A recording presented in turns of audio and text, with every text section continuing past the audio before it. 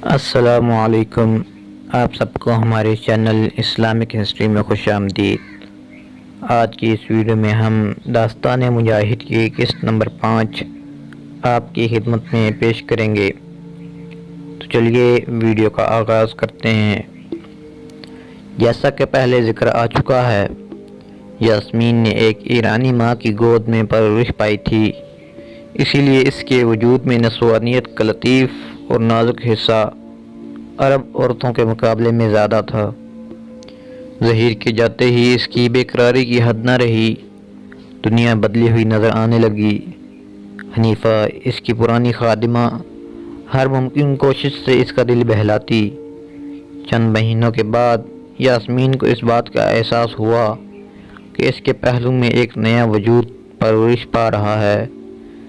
اسی دوران میں شوہر کی طرف سے چند خطوط بھی ملے۔ حنیفہ نے اپنی طرف سے ظہیر کو لکھ بھیجا کہ تمہارے گھر ایک کم سن مہمان تشریف لانے والا ہے، واپس آنے پر گھر کی رونق میں اضافہ محسوس کرو گے۔ ہاں، تمہاری بیوی سخت غمگین ہے، اگر رخصت مل جائے تو چند دنوں کے لیے آ کر تسلی دے جاؤ۔ 8 ماہ بعد ظہیر نے لکھا کہ 2 مہینوں تک گھر آ جائے گا۔ اس خط کے بعد یاسمین کو انتظار کی گھڑیاں پہلے کی نسبت دشوار نظر آنے لگیں۔ اس کے لیے دن کا چین اور رات کی نیند حرام ہو گئی اور صحت بگڑنے لگی۔ ظہیر کے انتظار کے ساتھ ساتھ ننھے مہمان کا انتظار بھی بڑھنے لگا۔ بالآخر ایک انتظار کی مدت ختم ہوئی اور ظہیر کے گھر کی خاموش فضا میں ایک بچے کے بلکنے نے کچھ رونق پیدا کر دی۔ یہ بچہ عذرا تھی۔ عذرا کی پیدائش کے بعد جب یاسمین نے ہوش میں آ کر آنکھ کھولی تو اس کا پہلا سوال یہی تھا، وہ نہیں آئے؟ وہ بھی آ جائیں گے، حنیفہ نے تسلی دیتے ہوئے کہا۔ اتنی دیر ہو گئی، خدا جانے کب آئیں گے۔ عذرا کو پیدا ہوئے 3 ہفتے گزر چکے تھے۔ یاسمین کی صحت روز بروز بگڑتی جا رہی تھی اور رات کو سوتے میں اکثر ظہیر ظہیر پکار اٹھتی اور بعض اوقات خواب کی حالت میں جلنے لگتی اور دیوار سے ٹکرا کر گر پڑتی۔ حنیفہ سوتے جاگتے اٹھتے بیٹھتے اسے تسلی دیتی، اس کے سوا وہ کر بھی کیا سکتی تھی۔ ایک دن دوپہر کے وقت یاسمین اپنے بستر پر لیٹی ہوئی تھی۔ حنیفہ اس کے قریب ایک کرسی پر بیٹھی عذرا کو پیار کر رہی تھی کہ کسی نے دروازے پر دستک دی۔ کوئی بلا رہا ہے، یاسمین نے نہایت کمزور آواز میں کہا۔ حنیفہ عذرا کو یاسمین کے پاس لٹا کر اٹھی اور باہر جا کر دروازہ کھولا۔ سامنے سعید کھڑا تھا۔ حنیفہ نے اضطراب اور پریشانی کی حالت میں کہا، سعید تم آ گئے؟ ظہیر کہاں ہے؟ وہ نہیں آیا۔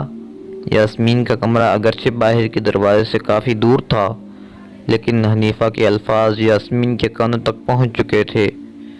سعید کا نام سنتے ہی اس کا کلیجہ منہ کو آنے لگا اور ایک لمحے کے اندر اندر ہزاروں توہمات پیدا ہو گئیں اور اپنے دھڑکتے ہوئے دل کو ہاتھوں میں دبائے بستر سے اٹھی، کانپتی ہوئی کمرے سے باہر نکلی اور حنیفہ سے 2-3 قدم کے فاصلے پر کھڑی ہو گئی۔ حنیفہ دروازے میں کھڑی ابھی تک سعید کی طرف دیکھ رہی تھی، اس لیے یاسمین کی آمد سے بے خبر تھی، اور سعید چونکہ دروازے سے باہر کھڑا تھا اس لیے وہ بھی یاسمین کو نہ دیکھ سکا۔ حنیفہ نے پھر اپنا سوال دہرایا، لیکن سعید خاموش رہا۔ سعید، حنیفہ نے کہا، جواب کیوں نہیں دیتے؟ کیا وہ؟ سعید نے گردن اٹھا کر حنیفہ کی طرف دیکھا۔ وہ کچھ کہنا چاہ رہا تھا لیکن اس کی زبان اس کے قابو میں نہ تھی۔ اس کی بڑی بڑی خوبصورت آنکھوں سے آنسو جھلک رہے تھے اور اس کا حسین چہرہ غیر معمولی حزن و ملال کا اظہار کر رہا تھا۔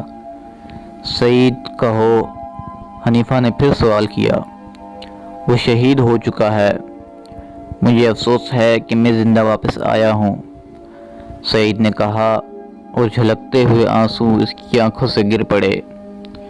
سعید نے اپنا فکرہ ابھی پورا ہی کیا تھا کہ حنیفہ کے پیچھے سے ایک چیخ سنائی دی اور کسی چیز کے دھڑم سے زمین پر گرنے کی آواز آئی۔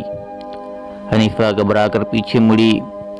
سعید بھی حیران ہو کر مکان کے صحن میں آ گیا۔ دیکھا تو یاسمین منہ کے بل پڑی تھی۔ سعید نے جلدی سے اٹھایا اور کمرے کے اندر لا کر اس کی بستر پر لٹا دیا اور ہوش میں لانے کی کوشش کی۔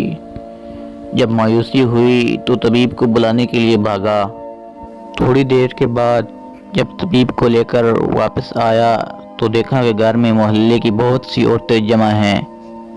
کسی نے طبیب کو دیکھ کر کہا، اب آپ کی ضرورت نہیں، وہ جا چکی ہے۔ یام کے قریب شہر کے عامل نے یاسمین کا جنازہ پڑھایا۔ ظہیر کی شہادت کا بھی واقعہ مشہور ہو گیا تھا۔ اس کے لیے بھی دعائے مغفرت کی گئی۔ اس کے بعد ظہیر اور یاسمین کی کم سن یادگار عذرا کے حق میں درازی عمر کی دعا مانگی گئی۔ امید ہے آپ کو ہماری یہ ویڈیو پسند آئی ہوگی۔ اگر آپ کو ہماری ویڈیو اچھی لگی تو لائک اور کمنٹ کر کے لازمی بتائیے گا، اور اگر ابھی تک آپ نے ہمارے چینل کو سبسکرائب نہیں کیا تو جلدی سے ہمارے چینل کو سبسکرائب کر دیں اور بیل آئیکن کو بھی پریس کر دیں تاکہ ہماری ہر نئی آنے والی ویڈیو کا نوٹیفیکیشن آپ کو ملتا رہے۔